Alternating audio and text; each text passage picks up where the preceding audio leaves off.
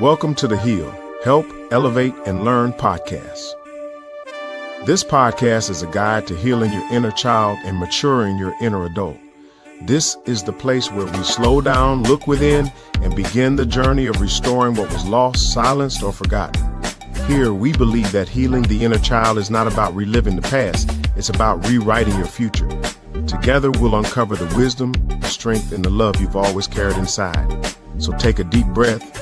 You're safe, you're seen, and you're right where you need to be.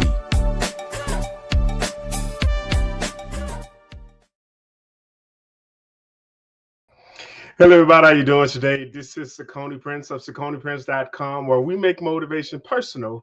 We're introducing you to yourself. And I can't tell you how excited I am to welcome you to the H.E.A.L podcast. H.E.A.L is an acronym for, and it stands for Help, Elevate, and Learn. And it's based on my latest book by the same name. The subtitle is It's a Guide to Healing Your Inner Child. And I'm telling you, this book has been a life-changing journey for me. I know for our guest tonight, he actually wrote the foreword to the book. So that just lets you know just how instrumental he's been in me writing this book. But I'm also working on a sequel. The sequel to this book, which is entitled H.E.A.L, Help, Elevate, and Learn. But the subtitle is A Guide to Maturing Your Inner Adult. But listen, before I get into that, what I want to do is I want to thank our sponsors, none other than BetterHelp. This episode is sponsored by BetterHelp. BetterHelp connects you with a licensed therapist who is trained to listen and give you helpful, unbiased advice. First, you go to their site. You can use my link, betterhelp.com/SakoniPrinceH.E.A.L. You answer a few questions, and BetterHelp will match you to a professional who's had years of experience helping people with struggles just like yours. You can do it all from your phone or your computer, via a phone call, a video chat, or messaging. However you feel most comfortable, it is the easiest possible way to start talking to a therapist. You'll be matched to a therapist usually within 48 hours, so you can get started fast. Let BetterHelp connect you to a therapist who can support you, all from the comfort of your own home. Visit betterhelp.com/SakoniPrinceH.E.A.L or choose SakoniPrinceH.E.A.L during your sign up and enjoy a special discount on your first month. Again, we want to thank BetterHelp for being our sponsor of this amazing episode. And man, I can't tell you how excited I am to have our guest tonight. He's become a good friend of mine, and I can tell you that, it's funny how God stitches you together with individuals and actually allow you an opportunity to grow with people. And Dr. Charles Dent has been just that. He's a good friend of mine, and I'm so excited to have him. So I'm bringing him up to the stage, none other than my good friend, Dr. Charles Dent. Well, Dr. Sakoni Prince. I'm with the man with the plan, SakoniPrince.com. Yes, sir. I'm glad to be here tonight with you, man. Like always. Yeah, I am still have. Yes, like always. Yes, sir. Yes, sir. It's kind of funny. Dr. Dent, he would actually tell me, he would call me, and he didn't want me to answer the phone because he wanted to hear my voicemail where I say, I'm Sakoni Prince of SakoniPrince.com, where we make motivation personal. We're introducing you to yourself. He thought that was so amazing, and I'm just so appreciative of having him as a part of my life and my journey. But Dr. Dent, tell the people a little bit about why they should listen to you. Well, that's a difficult story. It's I think it goes back to what I found out. Who I am, first of all. Mm-hmm. And I think when you look at the whole premise of like, who am I? First of all, I am a child of God. I believe in the biblical principles that we use to help people navigate their mental well-being. Second of all, I'm a husband, I'm a dad, even my wife and I adopted a child. So, my relationship with who I am is more important than anything else. I practice therapy. I'm a life coach, a transitional coach. I make sure I help people understand how do you transition from one stage to the next, especially empty nesters, when they haven't learned how to make that adjustment when their children are gone.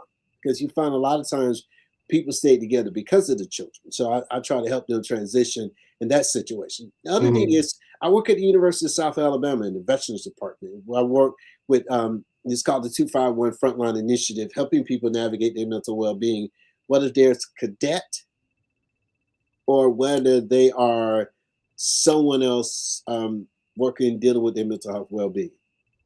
So yeah, that's that. And then here's the other thing I learned about this. Like, what do I stand for? Do I stand for justice? Do I stand for mental well-being? What do I stand for? Because remember, the thing is, if you don't know what you stand for, you fall for anything. I stand for people having boundaries in their life. I stand for people recognizing their childhood trauma. I don't know what I'm freezing on you or not. I believe that people should know how to heal, and I think I stand for healing, but I also stand for development. I stand for evolution. I stand for we evolve from one place to the next place. So yeah, man, yeah, and then so why would they listen to me? I don't know.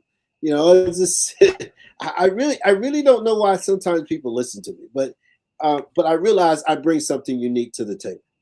Right, right. Well, you definitely have a wealth of wisdom, and there's never been a time when I've talked to you when I hadn't walked away with at least a nugget of something that's going to help me deal with the situations and stuff that I find myself facing in my own life. So listen, I know that I had a chance to see you these questions, and I'm telling y'all, for those of you who haven't heard Dr. Charles Dent, please get out a notepad, a pen, a piece of paper, get out your iPad, your phone, whatever you got to do to take notes. Oh my Because God. we're going into a lecturing session, I can tell you for sure. So listen, man, let's hop into some of these questions. So the first one is, what does maturing your inner adult mean to you, Mm. and how has that shown up in your personal journey? Well, so Cody, I really think that's a loaded question. I really do. That's what I do. I load them and I fire them off. Well, I'm freezing up on my camera. I hope I'm not freezing up on yours. But I think some of the things that people don't address is I might be in chronological age, have the age of maturity, like chronological age. Mm-hmm. But what is my spiritual age? What is my emotional age? If I'm not aware of those things, if I don't even looking at financial aid, like financially, have I matured at all? And looking at the word maturity in the based on the context that is used, helping parents not to mirror the behavior of their children, because sometimes parents mirror the behavior of their children, Right. and they think they're mature. Mm-hmm. And I want to like parents and then you think about this neural resilience, like in my brain, I have gotten to a place that I can deal with rigidity and chaos and sit in the midst of both of them and without acting on either one of those. Wow. Okay. So I think you're talking about maturity, and that's why I was like, does Saucony want me to go there? It's like, because I'm going I've been getting into the neuroscience and the brain development and how my emotions are part of my total behavior, right. But they're not my total behavior. They're just part of my total behavior. Right. And if I respond and react to everything based on my feeling, mm-hmm. I have to remember now what I'm thinking, how I'm acting, what's going on in my body, and my feeling is part of a total behavior. And if I'm not aware of all those things, I can be like on this roller coaster of life. Yeah. And I never get off the roller coaster. And I never ask somebody to pull the plug and stop it. I never ask somebody to demolish it and tear it down so I can get off this roller coaster. Well, I never observe it as an adult. I really do think these questions are loaded, dude. They are. So you're saying that having the ability to kind of sit back or step back, even in your own life, and look and see what's going on, how you not only act but how you interact with certain situations, certain people, and certain things. You said that that's something that all of us need to kind of incorporate into our own level of maturity. Yeah, I mean, let's go to like a 3D image. Right? Okay. Think about a 3D image. What do you see when you have a 3D image? Well, depending upon how you're looking at it, it may look 2D, but if you turn it or if you look at it from a different angle, it may look 3D, so you see different size. So how often do we see ourselves in different sides? Ah, You can't flip your back around and see your backside, but you can use a mirror to see your backside. I right. mean, you can't see yourself in 3D, but if you think in 3D, Mm, how better would you see yourself? okay. That's a good point. That's a really good point. We need to take a in- oh man. So stepping back and taking an objective look at ourselves to me is one of the best things that we can do. And I know sometimes it's hard, it's difficult for people to do that, but I try to help people do that in a non-threatening moment. It's like change the tire before it blows. Because after it blows, there's more damage, and then you really got to change it because it's blown out. But if we just take the time to do that maintenance, that mental maintenance, that spiritual maintenance, that emotional maintenance, I think that's what really gets us better, gets us to a better place and a better space in life. Well, the worst thing you could do is do your own maintenance. Like you have the tools and you the mechanic. I mean, come on, man. With all this technology today, you can't change your spark plugs in your car. You need someone else to do it for you. You got to have Right, someone else help you tune it up. And I right, think sometimes in this 3D image that we carry, we neglected to see, can I see it from a different perspective? Can I see it from how my perception has developed from the knowledge I have accumulated in my life that right. really challenged me to see a different view? And I think it's just like if you sit here long enough and you ask yourself, from childhood trauma, that was one 3D image. From adulthood, that's another 3D image. From Mhm. even as you mature, there's another image that you see. Most of us get stuck on the same image that we came out of childhood with, or what we Yeah, heard our parents tell us. And we get right. stuck on that image and not even develop to see that image that we're hanging on to. I really think if we take a 3D image of ourselves and allow us to really reflect on that, I think we'll be better for that. Right, right. I think we will be too. I think we will be too. So, so, and I don't know, did you specifically ask about your or answer the question about how has that shown up in your personal journey? Yeah, I mean, if you want to show up in my personal journey, I hope I could start from a military career. How did it show up there? And, I mean, because I think sometimes we're pushed to mature faster than we should, and the brain doesn't catch up with that. We sometimes the brain still is developing. I know when it starts showing up me, and that's when I start getting some help. Right. Okay. All right. All right. All right. So our next question says, in fact, many of us carry unhealed parts of our childhood. Mm. What are some signs that your inner child is still in control of your decisions today? Okay, now how deep you want to get in this? I did ask that question. I've marked the number beside that. That's how far you want to go with this. We only have an hour time. I try to keep it 30 minutes to an hour, and we're already 15 minutes in. And this is question number 2. So not too deep. Not Well, too deep. well, I think it's going to have to go back to our genes. You know, Hmm. genetic makeup. All right. For Okay. think about for this in our genetic makeup, we have, according to William Glasser, who's a psychiatrist, we have 5 basic needs. Okay, we Okay. have the need for survival, we have a need for love and belonging, for Hmm. freedom, for power and fun. Okay. Well, when you see a child for survival, the child already tells you when they're hungry, they sleepy, they tired. It's already in their DNA to say I'm Right. hungry. It's Right. already, they don't have to say, they have to say, open their mouth and say, hey mama. They can't even talk. Hey mama, I'm hungry. They Right. can't even Right. tell you that. Their Right. body says they're hungry. Right. The scream says they're hungry. And Right. you can see that in their DNA. You can see they need that. But then you see later on, they have a need for love. They need the hugs. They need the affirmation. They need that. But when those things are missing in a child's life or missing, they show Hmm. up in adulthood. And you can see people gravitating to the piece. They want somebody to hug them. And they don't want to feel abandoned. But then when they are abandoned, that behavior shows up because they haven't worked through the abandonment issues, or Hmm. they feel detached. They feel dealing with, this detachment disorder. I've been detached from having this emotional balance. So it shows up in adulthood. So I try to get people I cater to people who are going to cleave to me and be attached to me. But when that need is not being met, because we live out of two areas: pain or pleasure. Right, right. We eat food because it brings us pleasure. Like that steak was good, man. That food was on point. Like, yes, it brought pleasure. But we ate that food, man. That's it. So we say it brought pain. So we try to find pleasure when there's pain. That's why we use drugs, we use alcohol, sex, and everything of that nature, because we're looking for the pleasure and we're trying to avoid the pain. So if I can deal with those two emotions as an adult and realizing, okay, I'm looking for pleasure.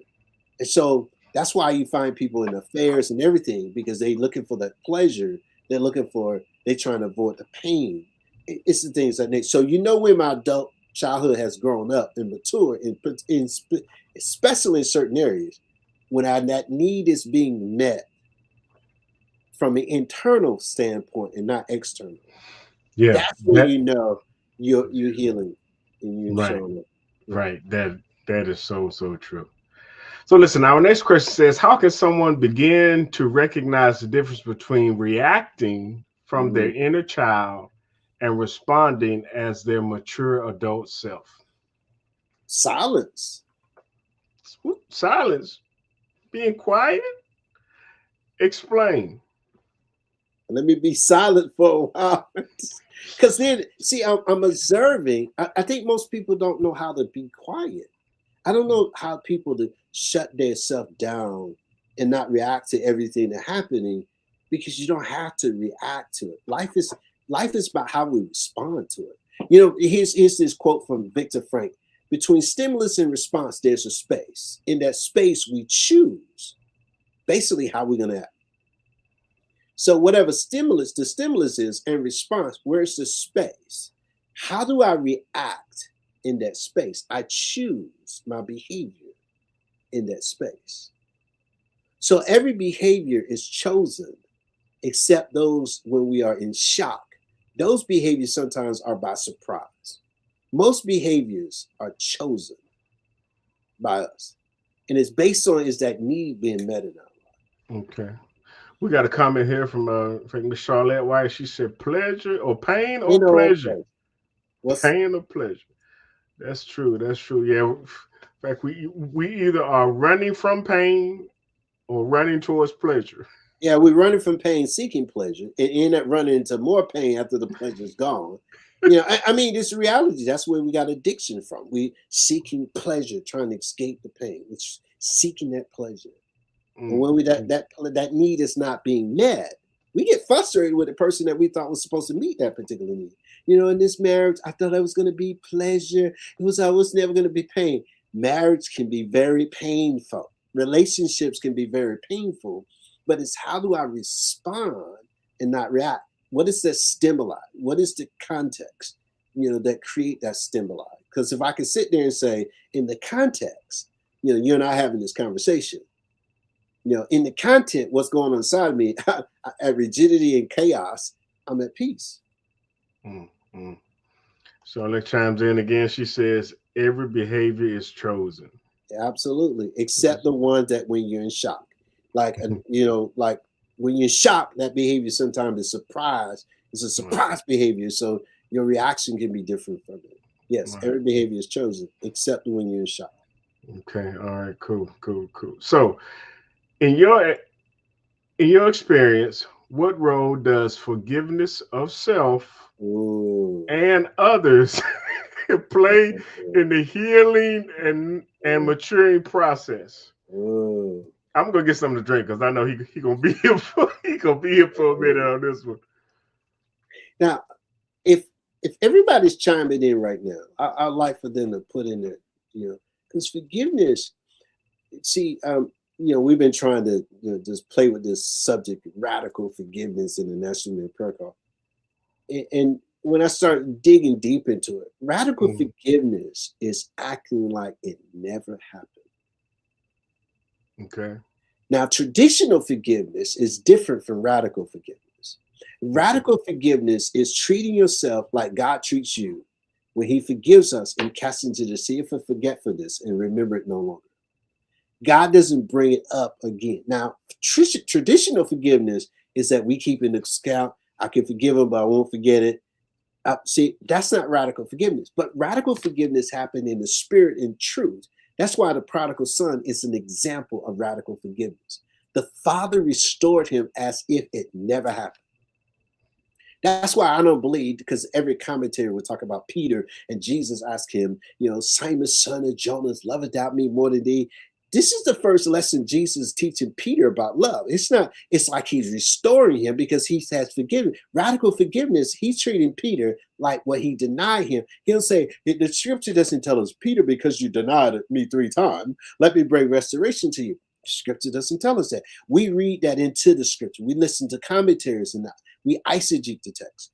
But the Bible doesn't tell us in context that Peter's being restored because he denied him 3 times. In that case, all the rest of them who ran away too. Now, come on now. Only person was there was John. All the rest of them fled too. So he wasn't, he's going to just be favorite Peter over the rest of them? I don't think so. I think the whole thing is Jesus demonstrating to us radical forgiveness. Jesus showing us how to forgive yourself without trying to carry the shame and guilt of it. Because a lot of us say we forgive ourselves, but we're still carrying the shame, the guilt, the blame game. And we say we're punishing ourselves. You haven't really forgiven yourself radically and treating yourself like it never happened. Now, this is much more deeper into radical forgiveness than what I'm telling you. For the sake of time, that's the one thing I love about Christ. That's the thing I love about God. He treats it like he puts in the sea for forgetfulness and remember it no longer. He's saying, I radically forgive. When I forgive you this time, it's like the first time it happened. So, in other words, what you're saying is in order for us to do this, we have to, in fact, really have God's help to do it because you can't do it apart from him. Am I hearing that correctly? Well, yeah, because first of all, I receive his forgiveness. Okay. Right. Because it's not like it's so I'm gonna say this because I had one pastor call me when I was doing my Monday morning conference. I was talking about forgiveness, and I said, about forgiving yourself. He called me and said, Doc, wait a minute. I'm trying. I said, let me ask you a question. Now I'm gonna say it like Martin Luther said. Would it hurt to forgive yourself? Just answer my question. Would it hurt or harm others because you forgave yourself? Tell me. It's like I don't mind giving a child communion because they say, well, they got to be baptized. That's a doctrine of the church. That's not scripture. Would it hurt giving that child communion? That child wants to know more about Christ Jesus? That's Dent now. Don't be running around talking about, well, you don't have to call Dr. Sakoni Prince and say, don't have Dr. Dent on there. But you got to understand, my knowledge base has been changing for generation after generation because I saw this about this radical forgiveness. It's who God really is when it comes to the examples he set. Look at the woman they called in Dutch. Look at the men. He could have exposed them, but because of radical forgiveness, he did not. And I think when we lived it, I think when we live it out and receive God's forgiveness in us, we can forgive other people as well. When we receive God's forgiveness, I'm gonna tell you what. I'm gonna tell you this, Dr. Sakoni Prince. Nelson Mandela is one I got on my shelf. I read his stuff. How he forgave people. Nelson Mandela has a great passage, great thing about forgiveness in his book, and most people ought to read it. It's just really good. Why did God take this man who'd been in prison, 27 years, take him out of prison, become president? Because of forgiveness. He had radical forgiveness, everybody. I think about the scripture where it says, love your neighbor as you love yourself. And I think oftentimes people have a hard time loving other people because they have a hard time loving themselves. And based on what you just said about, forgiving ourselves, it's a cornerstone for us to be able to live that type of life and be able to do that with other people. I think so many people are so hard on themselves to where they could care less about what happened to anybody else because of how they view themselves. Well, you can't heal. You can't heal without it. Yeah. You can't heal that inner child and you can't grow that inner adult without forgiveness. I can take everybody's lesson, but I'm gonna tell you something. The greatest lesson God has ever taught me is forgiveness. The greatest lesson he ever taught me. And I saw so many things that happen in unforgiveness lead to bitterness and resentment. and that resentment will eat you alive. And you sit there and say, God, I don't let God be your counselor in this one. Don't let Charles Dent or somebody else. Let God be your counselor in this one, because he's a wonderful counselor. Let him be your counselor when he says, Charles Dent, you carry resentment in your heart. I'm trying to tell God. Now you see where I'm sitting. All right. You see what I'm saying? I got a chair in my office, right? My home office. I got a chair where a client sit. Well, I was sitting in that seat. And God told me about I had resentment on her. And I'm trying to tell God, no, I don't. How did that go? How did that work for you? Man, I'm telling you, I was sitting in my own seat and God was the counselor. I started crying, Dr. Sakon. I started crying about how much resentment I had toward my mom, my dad, pastors who didn't teach me, people who didn't expose me to other things. I mean, all these books on my shelves and stuff, and things of this nature. My dad put a book in my hand, but the knowledge base of what people didn't give me, the resources, didn't say, hey, life can be bigger and better for you like this. It's like you said one day, I wanted to be an astronaut, but you said, then I'm past those stages. Right. And I think sometimes people don't see that, and that resentment I carried with me. I mean, just hating on people because they didn't expose me to the opportunities. Like, I thought I should have had, more college before I even entered the military, or more education, more knowledge if my parents had exposed me. But I have capitalized on teaching other people about when Jim Crow invaded my quality world and the resources was not provided for me. And I had to deal with racism and classism and these labels they put on us. I have grown from it. That's when the inner adult has matured, man. That child, I'm serious, man. That child, you don't let me pull my other book out on you. It's right there on the shelf, right behind me. I know. It's right behind me, man. So a lot of people don't get clean. They don't get healed because they, oh no, that ain't happened to me. Like, yes, it did. Yes, I carried it with me and I dealt with it. And I've been healing ever since. Okay. So speaking of which, our next question says, what practical daily habits or practices help nurture both healing the inner child and strengthening the inner adult? I call it the three-chair therapy. You got to learn to speak to your inner child. You know about this. You got to speak to your inner child, and you got to tell them it wasn't their fault. I mean, they didn't know. That child could, like I said, you hear me. How can a child articulate, Mom, this is abuse. You know what kind of behavior is going to lead to me when I become an adult. Yeah, no. I mean, you expose these examples before me. I see all this coming in and out of our house. I see drugs, I see alcohol, I see sex, I see violence, I see intimate partner violence. I see all this. What do you think it's doing to the child? I mean, these images, that's sticking in that child's mind, the memory that they're going to have that's happening to them. What do you think is happening to this child? So now I grow up with this trauma, and I've been traumatized because I see other children with shoes and clothes, and I can barely get a food at home because I got to take care of my drugged mama, my addicted mama, or my addicted alcoholic daddy. And children got to take care of that. And they got to grow up too fast. They got to go out there and find food and things to live and to survive. And then when they get older, they start stealing because they can't get it. And people try to figure out what's wrong. What the Bible said, when a man's hungry, he steals. If he get caught, that's what it says. If you get caught, he got to pay restitution. But the thing is, the reality is that inner child needs to have places and the help they need so they can mature. I mean, you see, look what we have in this world. 50% rate of divorce and marriage. Whether you in church or not, we have these results happening. We see an influx of violence.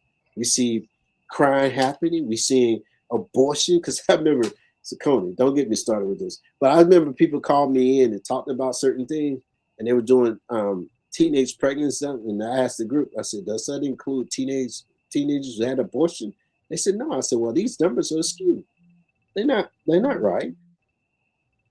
But you have all this happening because of the trauma that's happening in people's lives.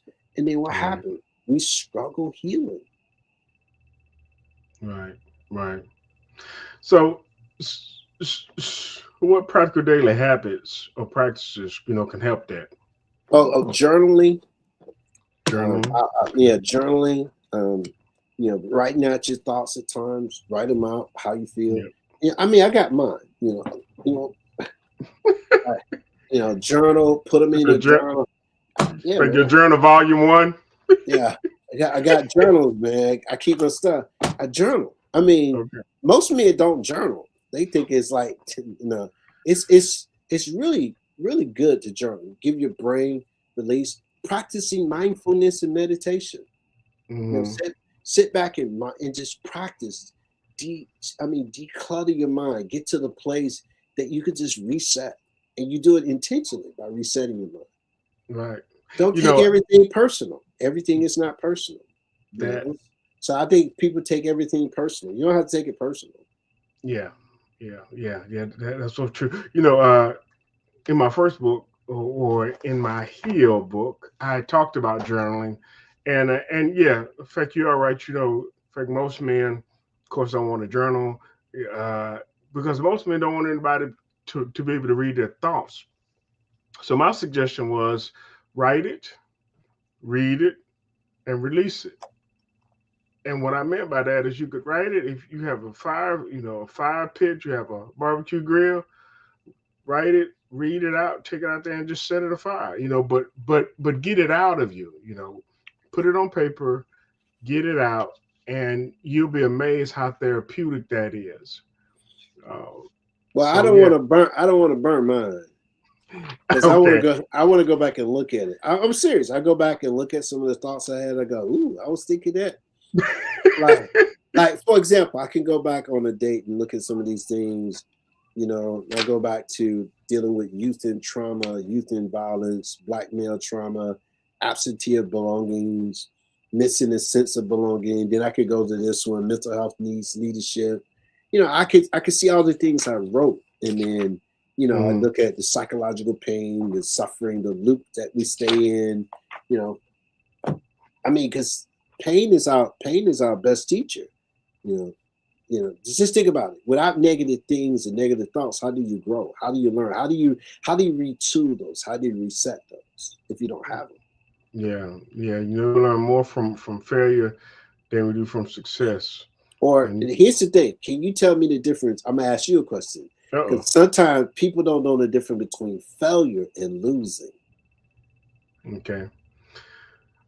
Well, I, and I'm going to share my take on that. I tell people either I win or I learn. It only becomes a loss if I leave the lesson. And Mm. so that, you talk, well, in fact, like you talk about, pain, being a good teacher, the pain of that loss or, whatever the situation is, it allows me an opportunity to learn what not to do. Somebody once told me that an expert is someone who's made every possible mistake they can in a particular area. And so that to me is where that real learning comes in. And it's not that we go out and purposely, do stuff from an idiotic standpoint and just make mistakes and, just try to fail as fast as we can recklessly, but we can make calculated decisions and do our best for the optimum outcome. But when it doesn't happen, we can see what did work and we also can know what didn't. Okay, so I'm gonna give you mine. The difference Okay. between failure and losing is perspective. Okay. I got you. Because every situation creates a perspective. Hmm. Everyone. So my perspective is, as you were saying, am I learning a lesson? Wait, I can be learning, but I don't want to miss the opportunity to practice what I learned. So what is my perception of winning and losing? What is it? What is my perception of failure? I can get up from failure, but can I get up from a loss? I mean, sometimes people get caught up with both of them, not knowing I can get up from both of these. Because Hmm. I mean, come on. So, Connie, I lost a child, I lost a 29-year-old daughter to cancer. I lost her. Did I really lose her? Did I fail her? Hmm. See, grief is a difficult emotion based on people. Everybody can grieve differently. Right. But everybody encountered loss. What do I learn? Yeah. What is a failure that did I fail my daughter? And I carry this failure with me for the rest of my life. Well, in that case, I need to forgive myself and go back to radical forgiveness. Right. It's a bad thing when we carry the burden of what we don't know. Mm. And you see a lot of us carry the burden of what we don't know. So you see us saying, how do I heal this inner adult? How do I heal? How do I mature this inner child and get to the place of being an adult? Is how do I change my perception? That's why I don't believe people are right and wrong. You're right, I'm wrong. You're wrong, wrong. Oh, wait a minute. It's how did you perceive what is right and wrong? How did you explain it? So when you get an adult, you become a mature adult. You let people, you say, I see what they see now. And you don't try to correct it. You don't try to fix it. You start to listen so you can learn. Your greatest teachers are the people in your household. See, now you're being messy. Well, that's the truth. Your greatest teacher are the people you live with. They are your greatest teacher. They show you more than anybody else. Because at work, you carry this mask at work, and you have this, I got to work, so I ain't going to lose my job. So I got to keep, but at home, right, your real self shows up. And your greatest teacher are the people you live with. And that's true. And they're gonna find now. If you really a child of God, you're gonna forgive. They're gonna find you out. That's why when the Bible says, "Be careful, your sin doesn't find you out," and that's where it finds you out, in your home. That's true. That's true. At least we got 2 more questions, but I do have to run a couple of commercials, so let me do that right now. Every soul has a journey, a path waiting to unfold, and a destiny designed just for you.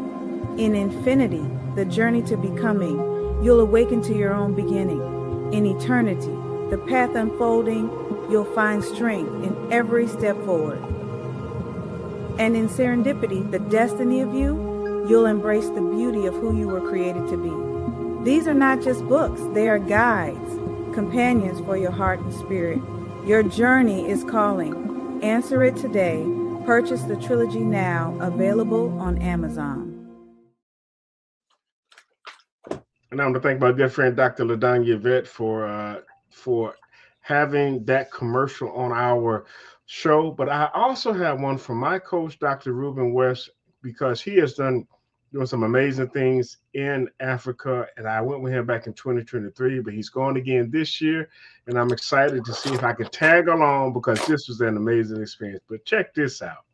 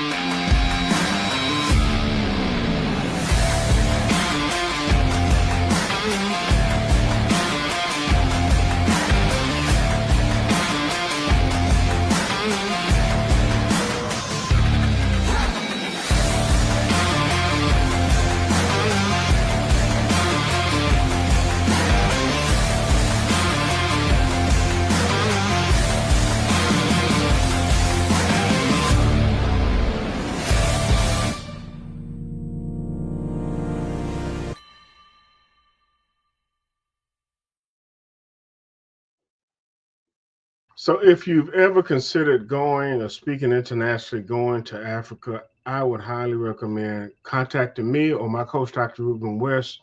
He has an amazing opportunity, and again, just life-changing. If you have the chance, if you have the funds, the resources, if you don't have them, find them and make it a point to go over there and hang out with Dr. West. I'm telling you, you will not regret it at all. Well, Dr. Dent, we got two more questions before we wrap up. So question number 6 says, can you share a personal breakthrough moment when you realize you were no longer controlled by past wounds, but guided by maturity? Well, I think the biggest thing, looking at that question is that's definitely looked at is when you can come back around people that who betrayed you, hurt you, and things of that nature, and you exercise forgiveness. I think even in relationships, you understand what role forgiveness plays in that. You recognize different things. I think the highest level of commitment is you're willing to do whatever it takes to make the relationship work or whatever. Because Glasser talks about this all the time. Everybody, when they're having issues, is connected to some form of a relationship. And if we look at it, we say, what do I want to do to repair those relationships? Well, it starts with forgiveness. People say it start with praying, it start with all these other things, which is true. However, I say, if you can start with forgiveness and you make that part of your prayer, you can come around people because now the hurt is gone. You don't feel, you might remember this, but the hurt, I don't feel the hurt. I don't feel the pain because the healing has occurred. I think that's the greatest thing about having peace within yourself. That's why Jesus said, peace I leave with you. No, not as the world peace, but the peace he leaves with it. And I think once you have that peace, and you can go around anyone, and you feel good about yourself. You don't have to bend over and hunch your shoulders. You can stand with a sense of confidence that God is doing. So I mean, think about this: Jacob and Esau, one of the perfect stories in the Bible. When Jacob ran into Esau, he thought Esau was going to kill him, get him back, and all that. But obviously, God had worked in the heart of Esau. Esau was glad to see his brother. I mean, isn't that what? But Jacob was suffering so much because we suffer more in our imagination. We were suffering in the world. He was suffering more in imagination. Oh, brother gonna kill me, blah, blah, blah. But God had done the work on Esau. See, we don't see the work God was doing on Esau. Right. We just hear the story of Jacob. Right. So can you share a personal breakthrough moment? Yeah, I mean, it's when I stood on the porch when I was in Florida. I was been doing praying, had gone to therapy, and I stood on that porch, and a wave just came over me like God had lifted the burden. That was when I was homeless with my son Christopher. We were down in Florida. I didn't want to go back to Augusta. I didn't want to be a burden on anybody. I didn't want to hear anything. You should do this. I didn't want to hear any of that. Took the trip to Florida, past the house. Wife told us we had to go, and we had nowhere to go.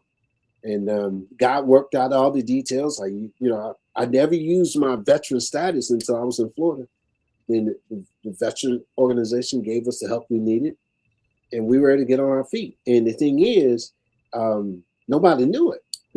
So the day Christopher and I we rented this house, and I never forget. I stood on that porch, and I just knew God was just giving me a sense of healing and release. And I felt so powerful and so good. But then the other time was when God did it in his house with resentment. And that was another time in my life that God just really released that and just healed, just let it. It was just so relief. I mean, and I had multiple times like that. I never forget in 1994, I was in Omaha, Nebraska, and I was dealing with something, and God was just did a visitation in my hotel room. And it showed up in my life when I was preaching that Sunday. I mean, there's just so many, times but now since I have got more into the psychotherapy world, oh my God, Dr. Prince, I'm constantly seeing the healing of God because it's a process. You don't get there and say, I made it, all right. No, it's a process. It can be a lifelong process, but it's a good journey. It is. And let me say this other piece. It's also when I learned that my ego can be my friend or my enemy. And when I learned that my ego can be my friend, I found a better way to use that ego than let it be my enemy. Because you're not going to get rid of your ego. I don't care how smart you are. I don't care how brilliant you are. That ego is going to sit there. It can be. I'm humbled, I said. I'm more humble than you are. I'm not like that man. I'm not like that. I'm not like that. I'm kidding. I'm kidding. Yeah, but that's true though. It's true. Yeah. You know, but that's the ego can get in the way. And the ego can be our enemy. Because Yeah. then we become more competitive towards other people. I got to do one better than somebody else. No, I don't. I only have to compete with my wife. I don't have to compete with no one. And that's a breakthrough for me. It's like what God has for me is for me. I don't have to compete. I don't have to manipulate people and stuff of that nature. Because that's when you know you're healed too. Gotcha.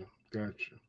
All right. Last question. What encouragement would you give someone who feels stuck in old patterns and unsure if real healing is possible for them? So, what encouragement could you give somebody? Truthfully, be honest with yourself. I can say this first of all, be honest with yourself. I mean, if you're blaming people, write it down. I blame my mom. Be honest with yourself. Blame your dad. But be honest with yourself. Just don't say, no, just be honest with yourself. I blame this person, this person, this person. Okay, good. All right. Then you say, I carry shame in my past with me. Okay, be honest with that. Be honest with the shame that you're carrying. I mean, do not live in denial of what you carry with you. I can't stand this. All right, be honest with that. I mean, because once you be honest with, you can't never take responsibility to bring change in your life if you're not honest with yourself. Okay. And then if you got unforgiveness, you don't have unforgiveness towards everyone. Find that one particular person, two particular people that you have, unforgiveness toward, and put their face there. And then start doing that thing that we were saying, face it, trace it, erase it, replace it. But you got to face it and you got to trace it. Where did it come from? What's the origin of this? Face it. Did it come from your childhood? Did it come from being molested, abused, or neglected, or whatever it is, abandoned, detached, whatever it is? Face that. I mean, don't run from it because that's what you've been doing all your life. And accept the fact that that is you. That's what happened to you. That's not what's wrong with you. And guess what else? Because I try to tell people, it's not what's wrong with you. It's what happened to you or what didn't happen for you. For you. Right. What didn't happen for you? You didn't have the love. You didn't have the attachment. You didn't have a solid home. You grew up in a dysfunctional home. And we could say, well, who didn't? But you got to identify your dysfunction. Right. But you put an identity with it, and then you start naming it, and you start looking at it deeply. Because I did a genogram in my family. Went back to my father, my mom, had children at these ages and saying, so what was going on in my parents' life when I was born? So I can deal with it's my reality. What's the thing about history? What they say about history? The history what? The history the history you don't know is subject to repeat itself? Yeah. But it's the history that you don't know about yourself. You're subject to repeat it. See, because what history? I don't know everything about slavery. Is it being repeated? It may be, but in a different context. But my own history, I learned about my own history, and I was looking at because I had a bunch of alcoholics. In my family died of cirrhosis of liver, things of that nature. And I said, let me look at this and see what was going on. Why would people talking about generational curses? Let's break them, and you don't know what they are. Yeah. So in other words, becoming a student of ourselves is so important. Oh yeah. So you observe, go back to that 3D dimension. You observe yourself, observe how you got there, discover more about you than anyone else. Because you better than you. Sometimes you may not because you haven't taken the inventory. Well, that's when you need somebody like me. Sakoni Prince of SakoniPrince.com. We make motivation personal by introducing you to yourself. Now I'm glad this is your show. What's the comment? The comment says this is good, fact, but everyone's journey is different, yet it is a process. And that is so true. That's Dr. Arlene Collins, and she also said this is good stuff. So yeah, definitely. We are all a work in progress. My thing is keep the progress going. And like I've said about this podcast, we're not here to end the conversation, but we're here to start it and make sure that it's okay for us to talk about those things that we've swept on the rug for so many years. We've avoided those hard and difficult conversations because that's the only way we're going to be able to get past our past or develop to where we can actually then turn around and help somebody else. Well, let me chime in that. Okay. has it passed? If I'm still living in the moment, if I'm still living in my moment, memories, I'm stuck there. I'm stuck in my memory. My forecasting for tomorrow is what happened yesterday. Yeah, I mean, we don't get the same weather every day. Why do we think the same way every day? We don't get the same. The traffic light can be the same on Schillinger, but it won't be the same tomorrow, even though it's going to be the same traffic light. That's why God didn't let them have 2 Red Sea experiences. The Red Sea wouldn't be the same, nor would they be the same. And I think sometimes we can't let things go because we'll be walking into a stranger that we don't know.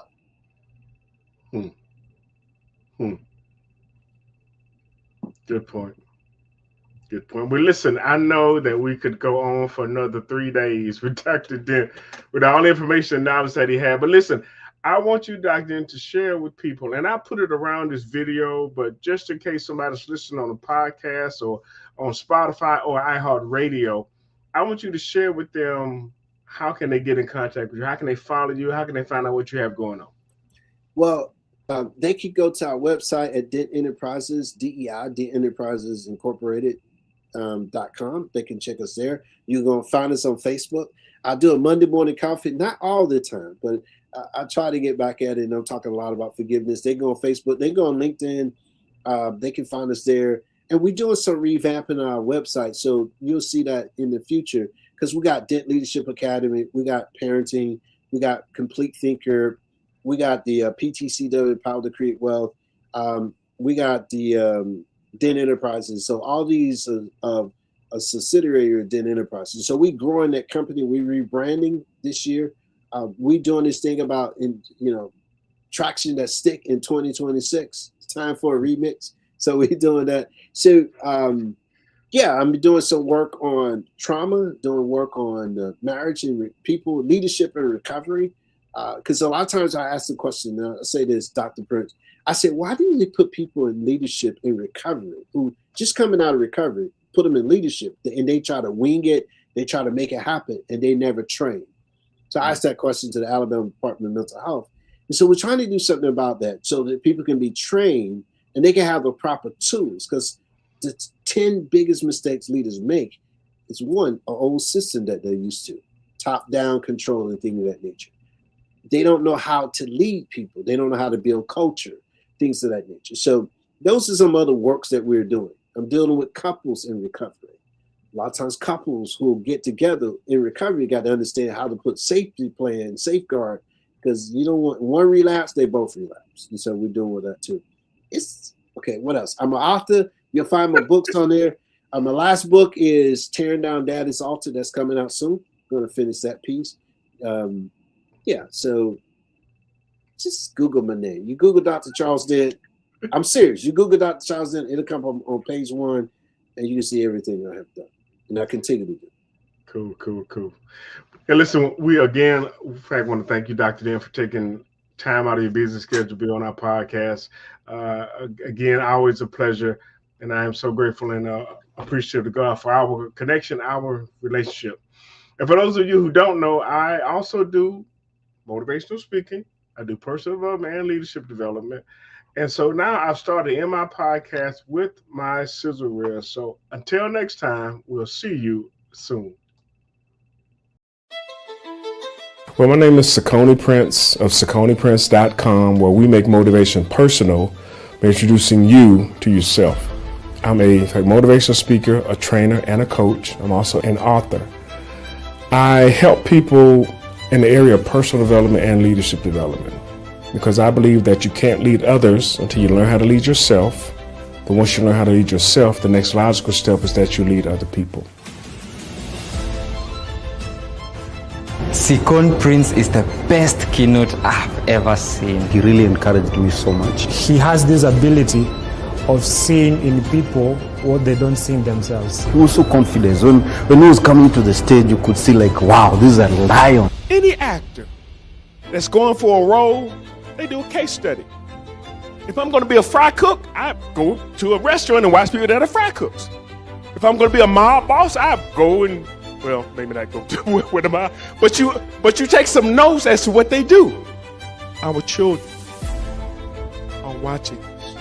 What can they reference when they step into our shoes? I do what I do because I believe that people have truly yet to understand their purpose. Once you know who you are, nothing can stop you. But until you know who you are, anything can. So my goal is to really help people to understand their purpose and their calling. And oftentimes they have the answers themselves, but they're not asking the right questions. So I help people to get to that place to where they look at themselves, they step back and they see how they've been a help to those around them and what really drives them. And from that, they really understand the value of it. They learn to value their value and see what value their value brings. Because a lot of people, they have yet to do that. Until you know who you are, anything can stop you. But once you know who you are, nothing can stop you. I want you to understand that you are blessed. That you are blessed to be a blessing. That there is somebody looking up to you. They're looking at you. Don't ever forget that. Because if you ever do, you're going to leave them without a mind. I've learned so much and I've experienced a lot of interactions with people. The practical approach, like you can't just sit down there. You have to walk up to an opportunity. Sometimes you have to grab the opportunity. Sometimes you have to fight for the opportunity. There's so much life lessons. I think from today onwards, I'll stretch out and reach to higher levels.